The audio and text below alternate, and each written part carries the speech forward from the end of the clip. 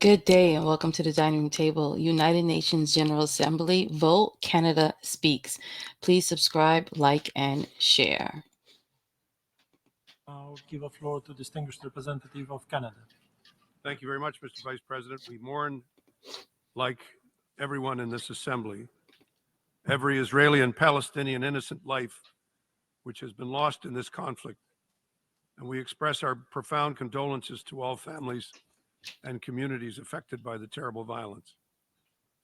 Canada continues to unequivocally condemn Hamas's brutal terrorist attacks against Israel on October the 7th, including the sexual and gender-based violence and the killing, the maiming, and the abduction of civilians. We also continue to call for the immediate and unconditional release of all remaining hostages and demand that they be treated humanely in accordance with international law. We iterate the call for the facilitated departure of all foreign nationals in Gaza, including Canadians trying to leave Gaza.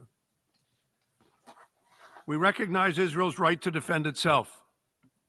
In defending itself, Israel must respect international humanitarian law. Civilians and civilian infrastructure must be protected. We are alarmed at the diminishing safe space for civilians in Gaza. The price of defeating Hamas cannot be the continuous suffering of Palestinian civilians. Canada remains deeply concerned by the humanitarian crisis and its severe impacts on Palestinian civilians, especially women and children. The ongoing humanitarian crisis has weighed heavily in Canada's decision to support this resolution.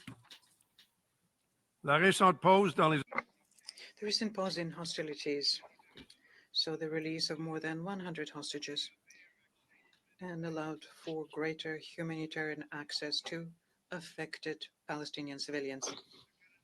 Canada regrets that this pause could not be extended and continues to call for much needed fuel, water, and other much needed humanitarian aid to reach Palestinians in Gaza. To this end, Canada supports the humanitarian ceasefire referred to in the resolution, as it is a necessary step to protect civilians, allow for much more humanitarian aid to enter Gaza, and allow for foreign nationals to leave Gaza, including Canadian nationals. Release all hostages.